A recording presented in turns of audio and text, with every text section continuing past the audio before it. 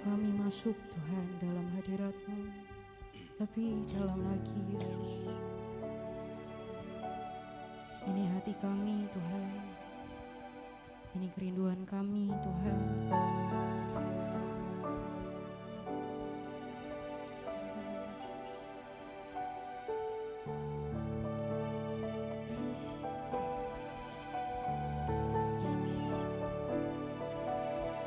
Tuhan hadir di bait kudus-Nya saat umat mencari wajah-Nya.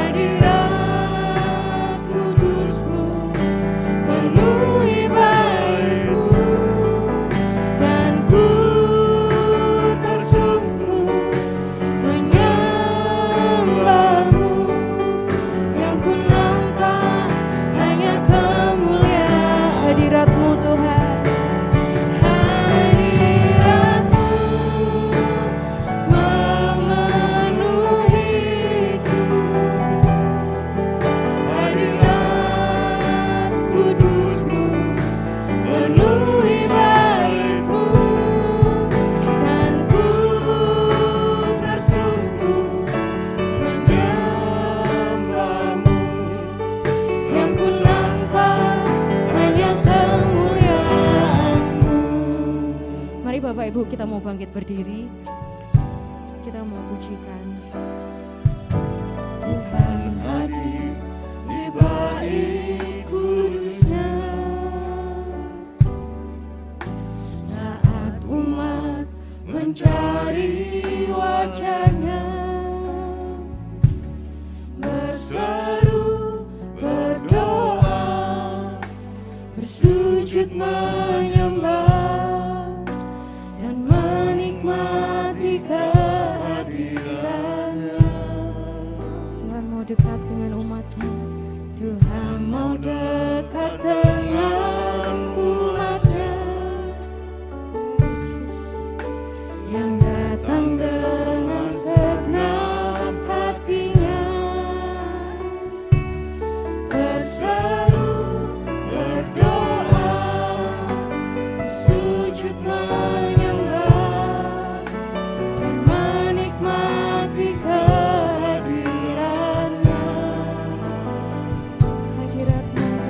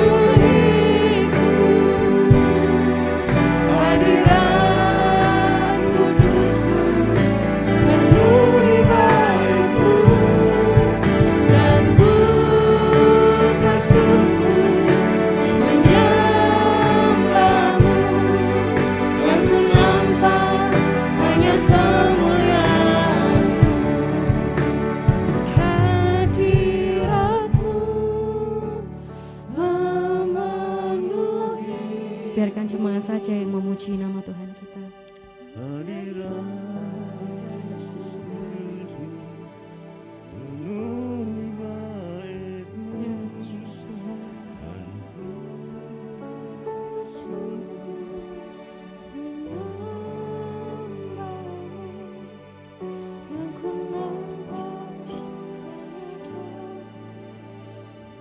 Sekali lagi Bapak Ibu, kita mau katakan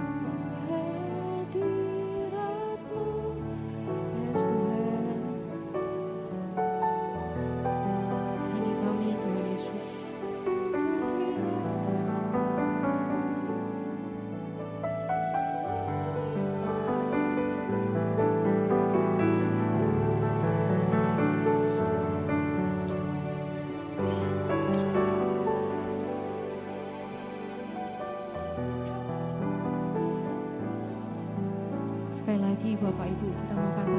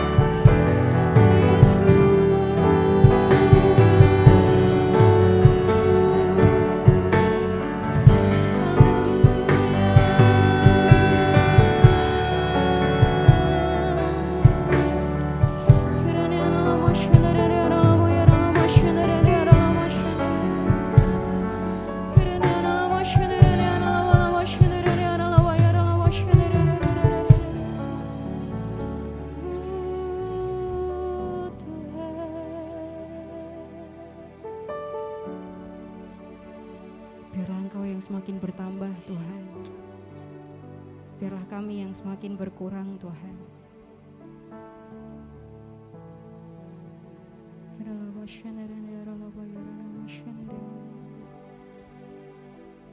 Mari Bapak Ibu kita mau bawa korban penyembahan kita di hadapan Tuhan. Terima kasih Tuhan Yesus. Terima kasih Tuhan Yesus. Mari kita mau bersatu hati Bapak Ibu untuk menyembah Tuhan kita.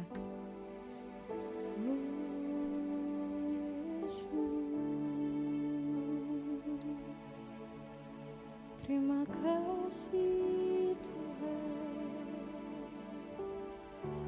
sebab Engkau baik,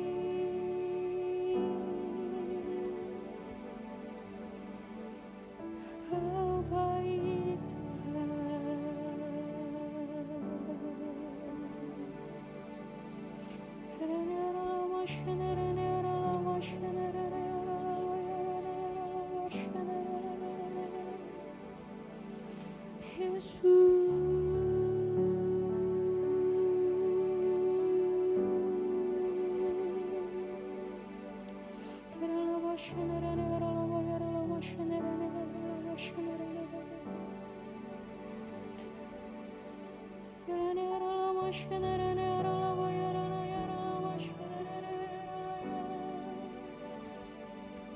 Terima kasih Tuhan.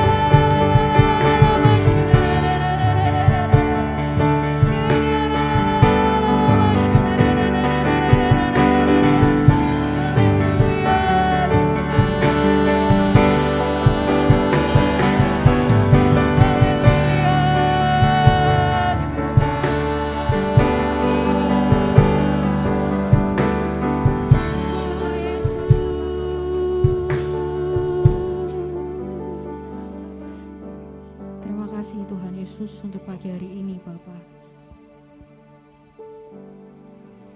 Tuhan, betapa kami rindu Tuhan.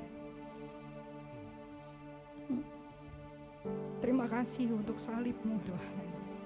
Terima kasih untuk pengorbanan-Mu Tuhan. Ini kami Tuhan Yesus. Ini hidup kami Tuhan. Kami mau persembahkan hidup kami Tuhan Yesus. Biarlah Engkau Tuhan yang selalu memimpin hidup kami. Menyertai kami Tuhan. Biarlah kami boleh menjadi bejana-Mu Tuhan Yesus. Bentuk kami Tuhan. Biarlah hidup kami semakin indah di tangan-Mu Tuhan Yesus. Bapak Ibu boleh duduk dalam hadirat Tuhan. Mari kita mau siapkan hati kita Bapak Ibu untuk mendengarkan firman Tuhan.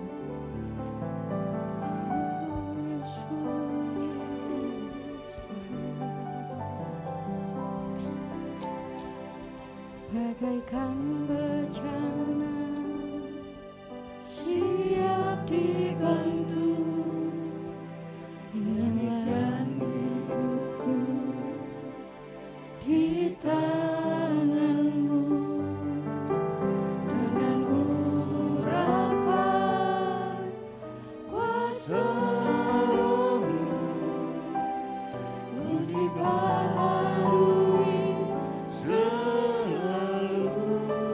Jadikan kami alat-Mu Tuhan.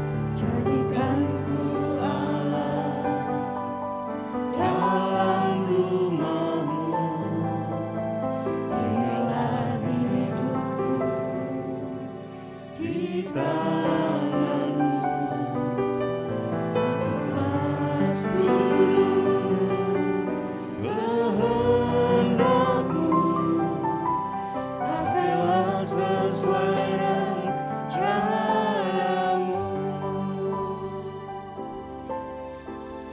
Ku mau seperti-Mu Yesus, disempurnakan selalu dalam segenap jalanku, memuliakan nama-Mu. Ya Yesus Tuhan, pakai hidup kami Tuhan.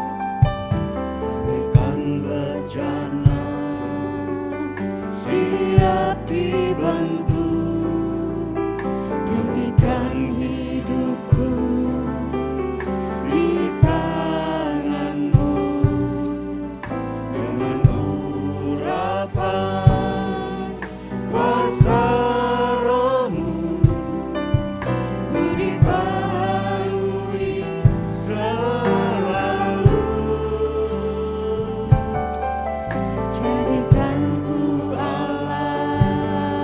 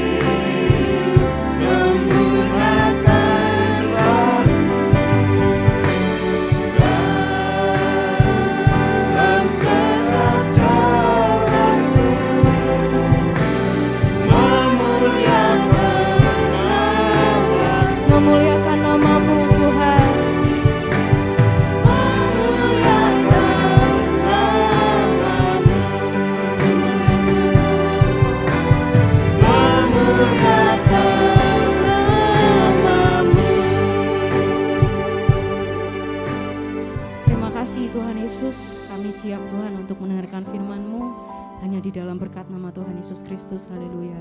Amin.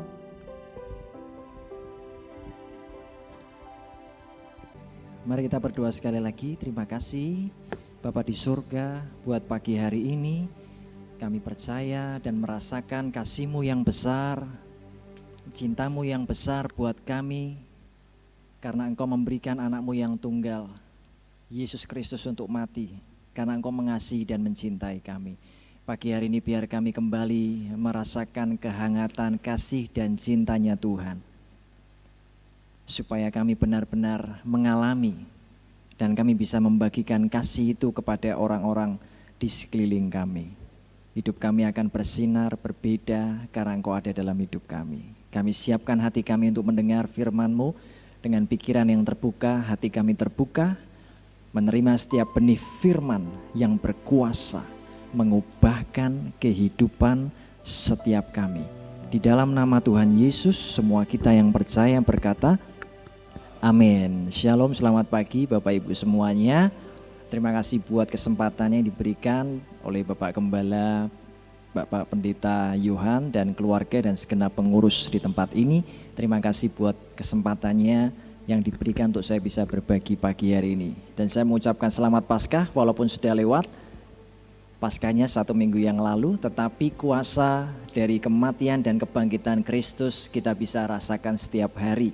Sama seperti Kristus ketika dia bangkit, Yesus dia bangkit, dia menampakkan dirinya kepada murid-muridnya pada hari Minggu, hari yang pertama dalam minggu itu. Dan inilah yang menjadi hari Sabat kita.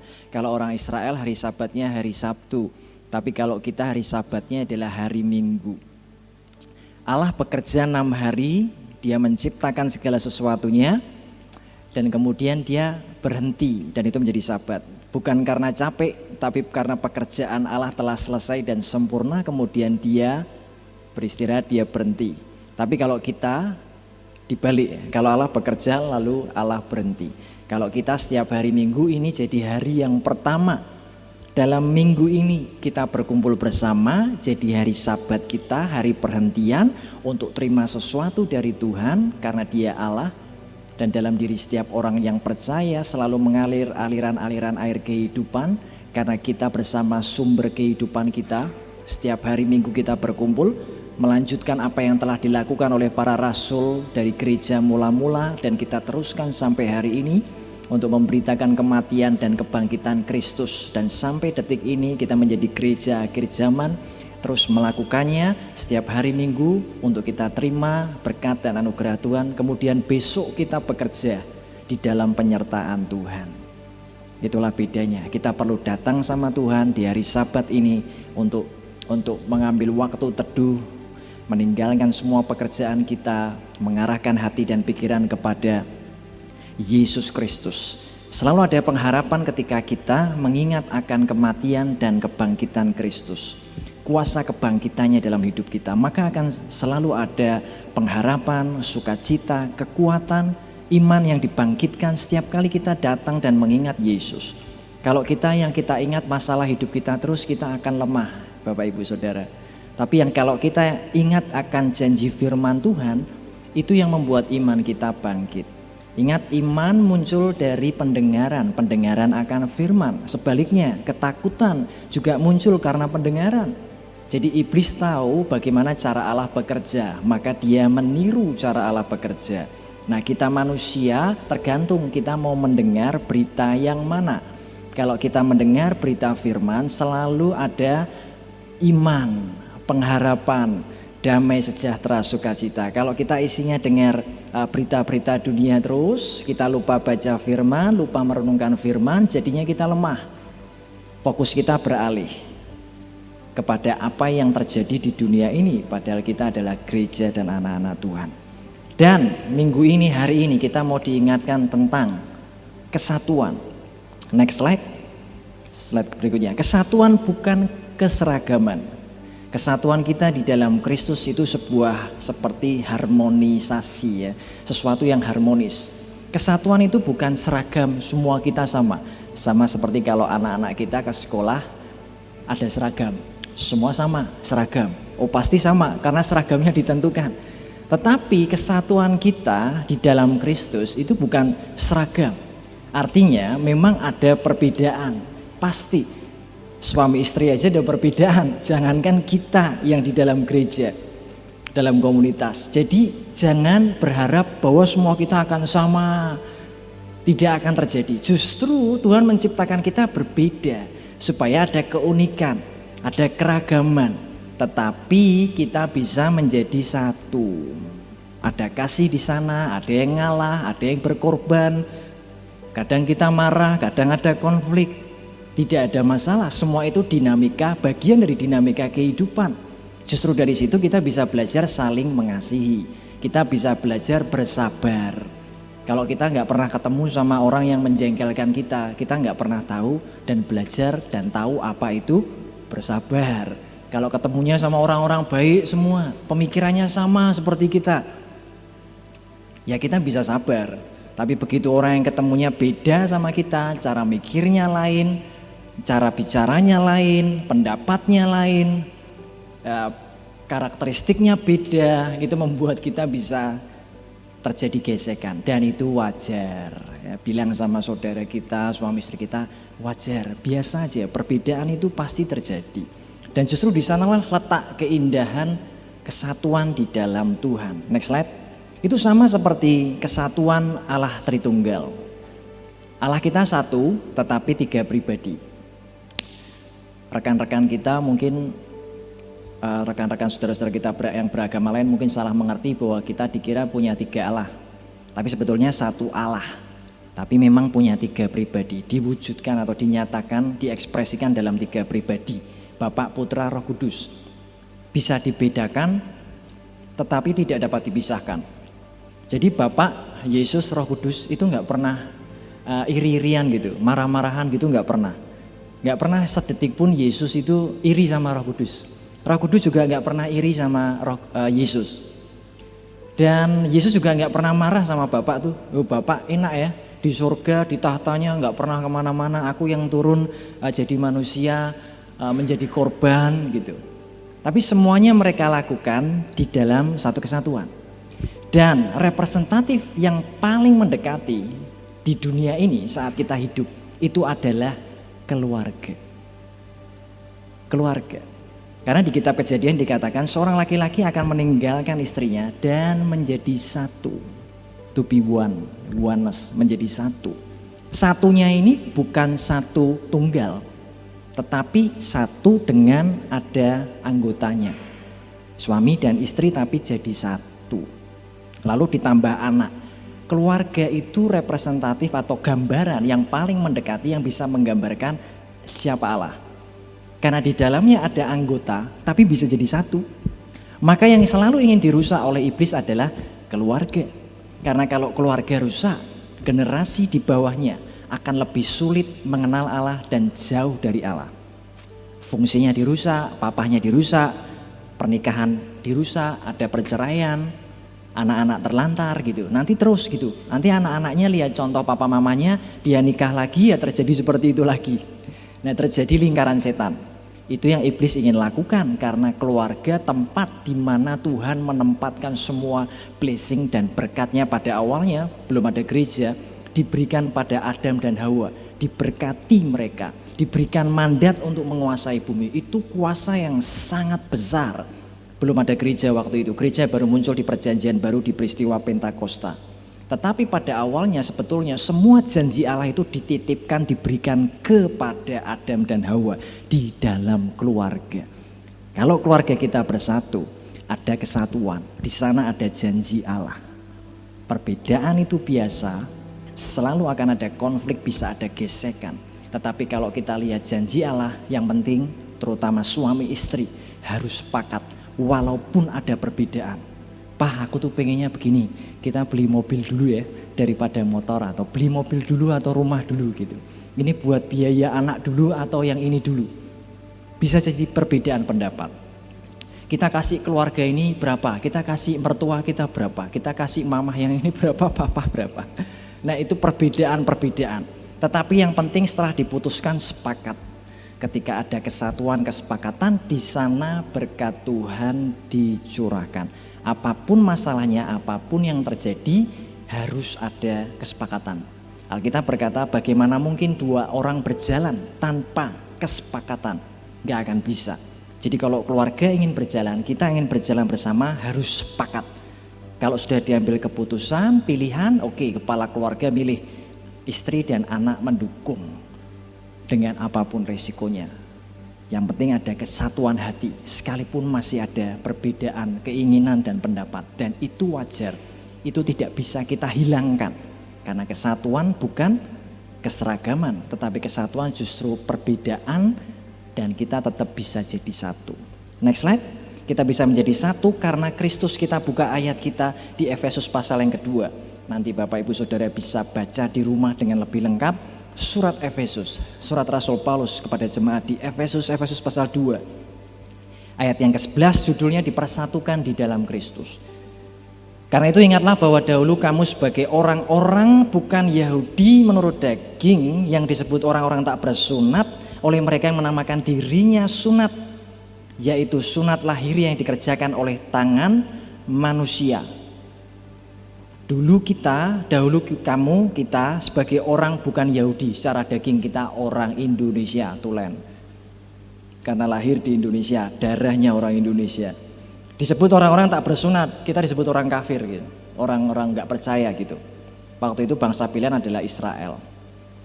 Ayat 12, bahwa waktu itu kamu tanpa Kristus tidak termasuk dalam kewargaan Israel, tidak mendapat bagian dalam ketentuan-ketentuan yang dijanjikan. Tanpa pengharapan dan tanpa Allah di dalam dunia. Tetapi sekarang kita di dalam Kristus, kita menjadi satu, bahkan dijadikan satu dengan bangsa Israel yang percaya, yang sekarang dinamakan gereja. Jadi orang Israel sekarang pun terbagi, ada yang tidak percaya Yesus sebagai Mesias, ada yang sudah percaya kepada Yesus yang adalah Mesias. Jadi orang Yahudi asli pun secara daging Yahudi atau orang Israel itu ada yang nggak percaya Yesus. Bahkan kebanyakan mereka belum, karena mereka menolak Kristus, nanti mereka akan masuk ke dalam masa kesukaran besar. Itu yang dituliskan oleh kitab Nabi Daniel. Dan yang sudah percaya itu tergabung di dalam sebuah kelompok seperti kita, orang percaya yang namanya gereja. Dan ini adalah misteri yang Allah siapkan sebetulnya dari sebelum dunia diciptakan. Di dalam pikiran Allah sudah ada gereja. Caranya di dalam Kristus, oleh kematian dan kebangkitannya, yang percaya di dalam Kristus semua menjadi anggota gereja. Maka next slide, kita disebut lagi ayat 19 Efesus pasal 2, demikianlah kamu bukan lagi orang asing dan pendatang, melainkan kawan sewarga dari orang-orang kudus dan anggota-anggota keluarga Allah. Kita menjadi anggota keluarga Allah, bukan lagi orang asing dan pendatang. Kamu yang dahulu jauh, ayat 13, sudah menjadi dekat oleh darah Kristus. Sekalipun kita berbeda, kita dari beda keluarga, dan bahkan dengan semua anggota tubuh Kristus di seluruh dunia, kita sudah dijadikan satu oleh darah Kristus. Yang dahulu jauh sudah menjadi dekat. Tidak ada lagi orang Yahudi atau orang Yunani atau orang Indonesia, tapi semua jadi satu di dalam darah Kristus. Jadi satu di dalam tubuh Kristus. Maka apa hasilnya? Ayat 14 Efesus pasal yang kedua, karena dialah damai sejahtera kita yang telah mempersatukan kedua pihak dan yang telah merubuhkan tembok pemisah, yaitu perseteruan. Ayat 17, ia datang dan memberitakan damai sejahtera kepada kamu yang jauh dan damai sejahtera kepada mereka yang dekat. Kita dijadikan satu. Dan apa hasilnya? Ada damai sejahtera.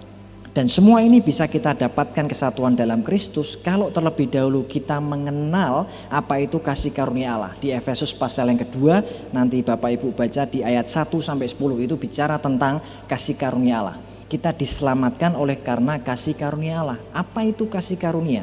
Sesuatu yang tidak berhak kita dapatkan.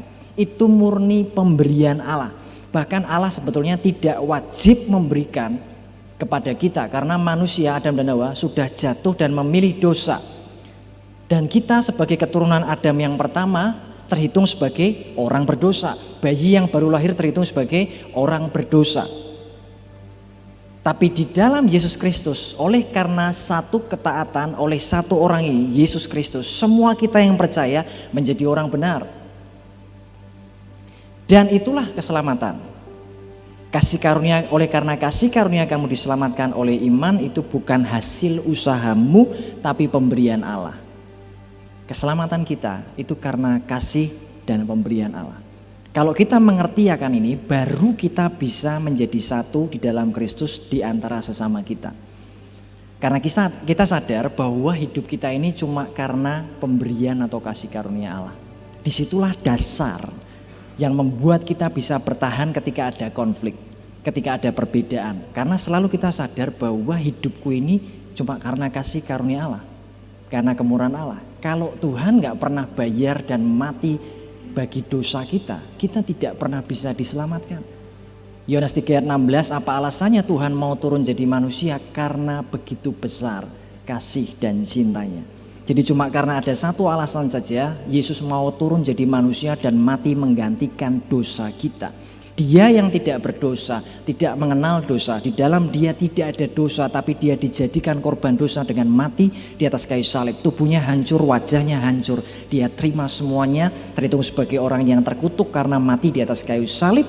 Sebetulnya Yesus tidak layak terima itu, tapi di atas kayu salib itulah dia menanggung dosa kita. Dan itulah kasih karunia dan pemberian Allah. Dengan dasar ini baru kita bisa berjalan menjadi satu dalam Kristus, dan kalau dengan orang lain kita bisa bermurah hati. Tidak hanya soal uang atau soal pemberian materi fisik, tetapi dalam banyak hal, pengampunan misalnya. Kalau kita sadar bahwa hidup kita ini karena pemberian Allah, kita akan mudah memberikan pengampunan karena kita sudah diampuni oleh Allah. Kalau kita sadar bahwa hidup kita ini hanya karena kasih karunia yang begitu besar, kita akan mau belajar untuk bisa berbagi dengan orang lain. Karena hidup kita adalah karena kemurahan Allah. Kita akan belajar untuk mau rela dirugikan dalam beberapa hal. Rela dikorbankan dalam tanda petik ya, menerima kerugian dari pihak lain. Tapi kalau kita merasa hidup kita karena kita dan karena usaha kita, nanti apa yang hilang dari hidup kita, termasuk harga diri, termasuk pride ya, kesombongan kita akan marah. Begitu kena ego kita akan marah. Dan kita akan mencoba membalas, itu natur dosa manusia kita. Tapi kalau kita di dalam Kristus, Tuhan mengajarkan kita untuk mengampuni dan merelakan. Dalam Kristus, kalau diibaratkan ilmu dunia persilatan, ngikut Yesus itu yang paling sulit itu ilmu mengosongkan diri. Walaupun Yesus bisa jalan di atas air, tapi yang paling sulit itu adalah mengosongkan diri. Akhirnya udah gak ada lagi ego manusia kita, harus kita lepaskan karena hidup kita ini sudah jadi hambanya Yesus Kristus.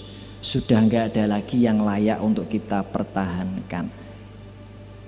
Kadang kita sakit, kadang kita menderita, kadang kita dirugikan. Di titik tertentu Tuhan akan mengajar kita, rela gak? Ikhlas gak? Ibadah yang disertai dengan rasa tulus dan ikhlas akan mendatangkan keuntungan yang besar. Itulah kita belajar di dalam Kristus. Yang kedua, next slide. Kita menjadi satu tubuh di dalam Kristus. 1 Korintus pasal 12. Bapak Ibu yang bawa Alkitab bisa dibuka Alkitabnya. 1 Korintus pasal 12 ayat yang ke-12. Karena sama seperti tubuh itu satu dan anggota-anggotanya banyak. Dan segala anggota itu sekalipun banyak merupakan satu tubuh. Demikian pula Kristus. Ayat 13, sebab dalam satu roh kita semua, baik orang Yahudi maupun orang Yunani, baik budak maupun orang merdeka, telah dibaptis menjadi satu tubuh, dan kita semua diberi minum dari satu roh. Karena tubuh juga tidak terdiri dari satu anggota, tetapi atas banyak anggota. Jadi kita semua yang hadir di sini, kita semua adalah anggota dari tubuh Kristus. Kristus adalah kepala dan kita anggota-anggotanya. Ingat, tidak ada yang terbuang di dalam kerajaan surga. Jadi pastikan bahwa Bapak Ibu Saudara semua kita merupakan anggota tubuh Kristus. Dan kalau kita anggota, kita punya posisi di dalam tubuh itu. Dan posisi menentukan fungsi kita. Next slide. Posisi kita, entah kita itu jadi jari tangan, kita jadi telapak tangan, atau kita jadi kaki, atau kita jadi rambut, atau kita jadi alis, atau kita jadi bulu mata, semua ada fungsinya. Sekalipun yang paling kecil atau yang tidak terlihat sekalipun. Jadi kita selama mengikut Kristus harus belajar cari tahu apa posisi dan fungsi kita. Apa yang bisa kita lakukan buat Tuhan dan sesama yang kita tahu itu baik dan benar, lakukan dulu saja. Nanti Tuhan akan memberikan pengertian untuk kita mengerti posisi kita. Kalau kita sudah di posisi itu, nggak usah iri sama orang lain di posisi lain. Kaki nggak usah iri sama tangan. Tangan gak usah iri sama wajah. Walaupun yang sering dilihat itu wajah. Nah makanya Tuhan adil 2 tahun kita pakai masker. Supaya wajahnya separuh wajah kelihatannya. Ini menarik. Bahwa kita itu punya fungsi. Dan semuanya saling terkait. Kita tidak bisa berkata ayat 21. Mata tidak dapat berkata kepada tangan, aku tidak membutuhkan engkau. Ya kan? Dan kepala tidak dapat berkata kepada kaki, aku nggak butuh kamu. Aku bisa lihat kok kemana, aku bisa tengok kanan kiri. Tapi kalau nggak punya kaki, kita nggak bisa jalan. Kita nggak bisa menuju ke sebuah tempat. Kita nggak bisa jalan-jalan. Nah kalau saling iri malah saling merusak. Jadi sekarang kita harus sadar, kita saling membutuhkan satu sama lain. Sekalipun buat beberapa anggota sepertinya nggak terlalu penting. Tapi kita harus sadar, aku membutuhkan Bapak A, aku tuh butuh Ibu B. Kita saling melengkapi. Bukan hanya yang kelihatan, tapi juga yang tidak kelihatan. Dan semua harus saling bersinergi satu sama lain. Masing-masing kita udah nggak usah bingung sama, kalau kita kaki nggak usah bingung sama tangan. Tangan kamu ngapain? Lakukan aja fungsi kita sebagai kaki. Yang fokus kepada kepala yaitu Kristus, Roh Kudus yang tinggal dalam roh dan hati kita. Lakukan aja fungsi kita kaki untuk berjalan. Enggak usah ngeributin tangan. Tangan kamu ngapain sih gitu. Kalau kita tangan kita harus fokus fungsi kita apa. Enggak usah musingin itu kepala kamu lagi ngapain. Terserah, biarin aja. Biarkan mata juga menentukan fungsinya dan dia bekerja sebagaimana mestinya. Ya kan, semua harus bekerja satu sama lain. Supaya kalau ada sesuatu, ada sebuah barang atau benda yang misalnya mata lihat nih. Tubuh teman-teman semua. Mata lihat, aku lihat itu ada durian. Oh durian ya? Wah kayaknya enggak sih gitu. Anggota tubuh yang lain. Tangan berkata, coba aku pegang ya. Ini durian asli bukan? Karena kuning-kuning kan empuk-empuk gitu. Siapa tahu bukan durian ini, karena mata berkata itu durian. Nah terus tangan kan ya udah, coba aku pegang ya. Wah ini empuk-empuk nih, ini durian memang gitu. Nah nanti sebelum masuk ke mulut ya kan, harus dipastikan sama mata, tangan. Kalau butuh satu lagi pastikan pakai apa? Hidung harus bekerja. Coba aku cium, ini bau durian atau bukan? Wah ternyata baunya bukan durian, hati-hati berarti salah. Karena sebelum masuk mulut berbahaya ini durian apa bukan. Nah semua akan saling bekerja sama dan kita akan saling membutuhkan. Next slide. Dan justru bagian yang lemah mendapat penghormatan yang lebih. Tuhan itu tahu, Tuhan itu adil. Anggota tubuh yang lemah atau kelihatan kecil atau kurang gitu kelihatannya, yang dianggap lemah padahal nggak lemah, cuma dianggap lemah atau dianggap kecil atau dianggap kurang. Nah ini kita baca 1 Korintus 12 ayat 22. Malahan justru anggota-anggota tubuh yang nampaknya paling lemah yang paling dibutuhkan. Misalnya organ dalam kita yang nggak kelihatan, misalnya jantung. Kalau kita jadi jantung udah nggak usah pengen tampil. Kalau jantung pengen kelihatan malah jadi zombie kan, kita ngeri. Lihat manusia jantungnya kelihatan. Ya udah jadi jantung aja mompa darah biar denyutnya bisa bekerja dan memberikan kehidupan. Dan termasuk ke bagian-bagian tubuh yang paling kecil atau bahkan tidak, hampir seperti kita merasa nggak penting.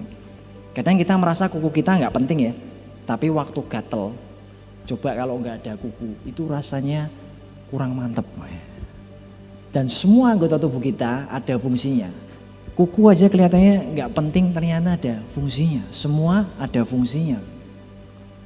Alis kita, bulu mata kita, ya mungkin ibu-ibu atau yang punya sering pakai alis mata ya, sampai seperti kayak talang air gitu biar kalau kehujanan nggak masuk mata ya. Ada alis, ada bulu mata, semuanya ada fungsinya. 23, dan kepada anggota-anggota tubuh yang menurut pemandangan kita kurang terhormat, kita memberikan penghormatan khusus. Dan terhadap anggota-anggota kita yang tidak elok, kita berikan perhatian khusus. Hal itu tidak dibutuhkan oleh anggota-anggota kita yang elok. Allah telah menyusun tubuh kita begitu rupa sehingga kepada anggota-anggota yang tidak mulia diberikan penghormatan khusus. Kalau ada bapak ibu yang fungsinya sebagai pendoa misalnya, itu kayak jantung kehidupan sebuah gereja. Nggak usah pengen kelihatan, nggak usah pengen tampil. Percayalah Tuhan sudah memberikan anugerah, memberikan berkatnya kepada kita yang nggak kelihatan. Karena sudah diberikan penghormatan khusus, percayalah justru diberikan kemuliaan yang lebih.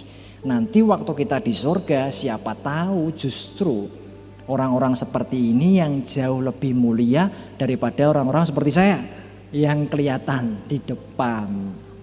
Jadi itu nilainya sama loh. Karena dimanapun kita ada, kita itu melayani Tuhan. Mungkin kita merasa aku ibu-ibu biasa, gak bisa apa-apa, hanya jadi ibu rumah tangga. Wah, lakukan tugas kita, panggilan kita sebaik mungkin. Seperti yang Tuhan beri dalam hati kita, maka semua itu akan dihargai. Pelayanan di rumah tidak lebih rendah dari pelayanan kita di gereja. Mungkin di rumah gak ada yang tahu kita melayani keluarga kita dengan semua pekerjaannya, sambil gendong anak, kita masak, kita sibuk ini, kita lakukan itu, sepertinya nggak berarti. Tapi kalau hati kita tulus, kita kerjakan buat Tuhan, Tuhan memberikan reward atau upah yang sama. Karena setiap apa yang kita kerjakan itu adalah ibadah kita. Ini adalah ibadah khusus kita di hari Minggu, tapi setiap hari itu kehidupan kita adalah korban kita di hadapan Tuhan. Maka kita yang sekolah, yang di rumah, yang kerja akan punya mentalitas yang sama. Kita sedang melayani Tuhan. Apapun posisi kita dan fungsi kita. Yang merasa kecil, yang merasa gak pernah diperhatikan, percaya akan janji firman ini bahwa Bapak Ibu telah diberikan penghormatan khusus dari Tuhan. Sudah ada upah yang khusus dari Tuhan. Mungkin kurang mendapatkan perhatian dari manusia, tetapi ini janji Tuhan, justru anggota-anggota tubuh yang nampaknya lemah itu harus diberikan kemuliaan dan penghormatan yang berbeda. Karena itu kita harus tetap setia, Bapak Ibu Saudara. Bukan untuk mencari penghormatan manusia, tetapi kita lakukan karena Tuhan telah mengasihi kita dan kita lakukan buat Tuhan. Tujuannya apa? Ayat 25, supaya jangan terjadi perpecahan dalam tubuh, tapi supaya anggota berbeda itu saling memperhatikan. Karena itu jika satu anggota menderita, semua turut menderita. Jika satu anggota dihormati, semua turut bersukacita. Ini yang paling sulit. Kalau kita lihat teman kita, tetangga kita diberkati, cenderungnya kita itu iri ya. Wah, tetangga sudah punya ini. Wah, teman kita udah dapat itu, udah dipromosi Tuhan. Aku belum ya. Bisa nggak kita belajar seperti ini? Bersukacita dengan kemenangan orang lain, keberhasilan orang lain, dan turut menderita bersama mereka ketika mereka juga menderita. Inilah yang Tuhan mau untuk kita bersama-sama. Bersukacita bersama yang bersukacita, menderita bersama mereka yang sedang menderita. Itu adalah hati Tuhan. Supaya kita menjadi satu, tidak ada perpecahan, terjadi keseimbangan. Yang punya lebih berbagi kepada yang kurang tidak perlu berkecil hati, nggak perlu minder, yang lebih nggak boleh sombong, karena semua kan kasih karunia Tuhan. Ketika itu dibagikan supaya terjadi keseimbangan, kata Alkitab juga, supaya yang kaya membantu yang miskin juga terbantu, dan dia tetap bisa melayani Tuhan. Slide selanjutnya, kita menjadi satu karena kasih. Ini ayat yang terakhir kita, Kolose 3 ayat 14. Kita bisa menjadi satu karena kasih. Kolose 3 ayat 14, dan di atas semuanya itu kenakanlah kasih, agape, kata aslinya. Sebagai pengikat, kata lainnya sebagai seperti sebuah sendi atau otot atau ligamen dalam tubuh kita. Pengikat yang mempersatukan dan menyempurnakan. Jadi kasih itu adalah pengikat dari kesempurnaan. Kalau kita ingin melihat keluarga kita diberkati, kita harus kenakan kasih. Kalau kehidupan pernikahan kita mau diberkati, harus kenakan kasih sebagai pengikat dari kesempurnaan. Sama seperti otot, itu dari kata aslinya sebetulnya sendi atau ligamen atau otot kita sebagai pengikat anggota tubuh kita. Dan kita berkata, apa yang menjadi pengikat itu atau sendi itu adalah kasih. Dan mungkin beberapa kita ada yang merasa sulit Pak mengasihi, sulit Pak Pendeta untuk mengasihi. Memang kita nggak bisa. Yang ditulis di sini adalah kenakanlah agape atau kasih dari Allah. Izinkan hidup kita lebih dahulu menerima kasihnya Allah. Maka 1 Yohanes 4 ayat 10, Rasul kasih, Rasul Yohanes berkata, inilah definisi kasih itu. Gak ada orang lain tulis dalam Alkitab definisi seperti yang Yohanes tuliskan. Dan ini menarik, dia tuliskan gini, inilah kasih itu, yaitu bahwa Allah telah mengasihi kita dengan memberikan anaknya yang tunggal. Jadi tugas kita yang pertama sebelum kita belajar mengasihi orang lain, belajar mengenal kasihnya Allah, percaya akan kasihnya, kemudian dengan iman terimalah kasihnya Allah setiap hari, supaya kita dibasuh, diairi, dialiri oleh kasih Allah. Kalau kita penuh dengan kasih Allah, kasih itu akan mengalir. Kalau kita berusaha dari diri kita sendiri, aku mau mencoba mengasihi suamiku, aku mau mencoba mengasihi istriku, mengasihi anakku, mereka begini, begitu, suatu hari kita kecewa, suatu hari kita stres, suatu hari kita bisa lelah dan capek. Tetapi kalau kita selalu ingat akan kasihnya Allah, aku sudah dikasihi dan dicintai oleh Allah. Setiap pagi Bapak Ibu kita harus belajar mengingatkan diri kita. Untuk mengingatkan diri kita sendiri, kita bisa bilang melalui percaya dari hati dan mulut kita, aku dikasihi oleh Allah, aku dicintai oleh Allah, aku adalah anak Allah, aku orang yang diberkati, aku dikasihi, aku dicintai. Tuhan izinkan aku mengalami kasih-Mu supaya berlimpah dalam hatiku. Lalu bagikan kasih itu kepada sesama, dan kasih Allah itu akan dilipat gandakan, semakin berlimpah. Dan inilah perintahnya, yaitu kita harus saling mengasihi. Tapi kita lebih dulu terima kasihnya Allah, bagikan kasihnya Allah, dan Allah akan melimpahkan. Kasih Allah itu akan semakin berlimpah di dalam kehidupan kita. Saya akan tutup dengan kisah ini, slide yang terakhir. Ibu Monica, dia punya 3 orang anak, salah satunya namanya Agustinus, yang akhirnya jadi salah satu bapak gereja yang sangat berpengaruh. Setelah zaman Rasul Paulus, itu bapak gereja yang salah satu yang paling berpengaruh adalah Agustinus. Rekan kita, saudara kita umat Katolik menyebutnya Santo Agustinus. Dan dia punya mamah namanya Monica. Monica menikah dengan seorang suami penyembah berhala, dia keras, dia tidak setia dengan istrinya, plus mertuanya. Ibu Monica mengalami penderitaan setiap hari dalam keluarga oleh suaminya yang keras dan menyembah berhala, tidak seiman dengan dia.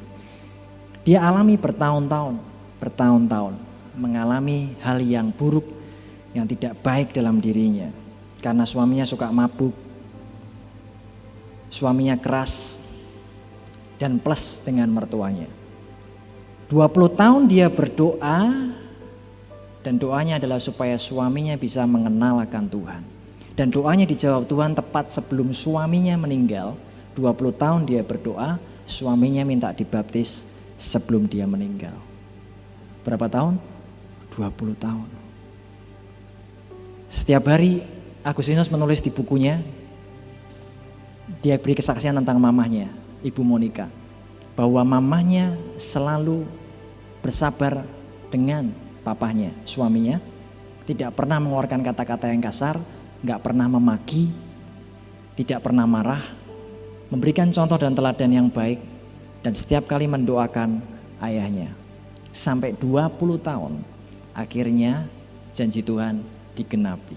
Belum selesai sampai di situ, suaminya meninggal, anaknya, salah satunya Agustinus, jadi orang yang tersesat dengan sebuah pengajaran, nakal, hidup semaunya, masuk dalam perzinahan, percabulan, bahkan punya anak dari seorang perempuan yang belum dinikahi, hidupnya kacau. Monica menangis lagi dan dia mendoakan Agustinus. Sampai suatu hari Agustinus pergi ke Roma, bertemu dengan Uskup Ambrosius, dan dari situ dia mengalami pertobatan. Sebelum hari mati Monica, Agustinus minta dibaptis. Berapa tahun dia berdoa? 17 tahun. Buat suaminya 20 tahun. Buat anaknya 17 tahun. Dan setelah Agustinus bertobat, dia tulis banyak buku yang mempengaruhi gereja-gereja pada waktu itu dan bahkan sampai hari ini. Dari anak nakal, masuk dalam perzinahan, hidupnya kacau, tapi karena kasih seorang mamah yang terus mendoakan, suaminya bertobat, anaknya bertobat. Tidak ada yang pernah sia-sia jerih payah kita di dalam Tuhan. Kalau Bapak Ibu kita ngalami hal yang sulit dan suka dalam keluarga, tentang kesatuan, mungkin dalam gereja, teruslah berdoa, minta kasihnya Allah dan belajar mengasihi sesama kita. Mari kita berdoa sama-sama. Terima kasih buat hari ini, pagi hari ini, dengan firman-Mu yang mengingatkan kami untuk kami belajar saling mengasihi. Terima kasih Tuhan buat kasih-Mu yang besar. Pagi hari ini biar kami menerima kasih dan cintanya Allah dalam hidup kami. Engkau telah membuktikan bahwa Engkau telah mati buat kami. Itu tanda bahwa Engkau mencintai dan mengasihi kami bahkan sampai hari ini. Bapak Ibu Saudara, buka hati kita, terimalah kasih-Nya Tuhan. Mungkin sudah lama kita tidak merasakan kasih Allah, sentuhan Bapa di surga, pelukan dari Tuhan. Tapi biarkan Roh Kudus menjamah kita pagi hari ini dan biarkan kasih-Nya dialirkan dalam hati dan hidup kita supaya kita merasakan pelukan Tuhan. Tuhan mengasihi engkau, Tuhan mengasihi hidupmu, Bapak mencintai hidupmu. Mungkin kita merasa sampai hari ini tidak ada orang yang memperhatikan atau tidak ada yang mencintai kita. Ingat bahwa Tuhan telah mencintai kita. Dia telah mengasihi kehidupan kita semua. Mari kita berdiri sama-sama. Kita berdoa sebelum nanti akan dilanjutkan oleh doa berkat. Kita berdoa sama-sama. Tuhan, biar pagi hari ini kita merasakan kasih-Mu, kami semua, kami datang kepadamu. Biar kasih dan cinta-Mu dialirkan dalam hidup kami. Karena inilah kasih itu, bahwa Allah telah mengasihi kami semua. Dan kami percaya Tuhan, pulihkan hubungan kami dengan suami, dengan istri, dengan anak-anak kami. Sekalipun kami belum melihat sebuah realita hidup, tetapi kami tidak mau mendasarkan hidup kami kepada realita hidup kami, tetapi kepada janji dan firman Tuhan yang pasti akan digenapi, bahwa keluarga kami diberkati Tuhan dan diselamatkan oleh Tuhan Yesus. Dan pulihkan hubungan kami dengan sesama, dengan teman-teman kami. Mungkin kami punya musuh, kami punya konflik hari ini. Kami berdoa biar Tuhan yang pulihkan dengan caranya. Mari berkati orang-orang yang menyakiti kita. Bayangkan wajah mereka, berkati kehidupan mereka. Katakan dari mulut kita, dari hati kita, Tuhan aku memberkati orang ini. Tuhan sebutkan namanya, Tuhan aku mau memberkati si A. Aku berkati si B, aku berkati suamiku, aku berkati istriku, aku berkati anak-anakku. Biar berkat Tuhan mengalir dalam hidup mereka. Mungkin ada kebencian dalam hati kita, biar kasih Allah yang menghancurkan kebencian itu. Dan biar kasih agape Allah mengalir penuh dalam hati kami semua, mengalahkan semua kebencian, mengalahkan semua kedengkian, iri hati dalam hidup kami. Biar kami dipuaskan oleh kasih dan cintanya Tuhan.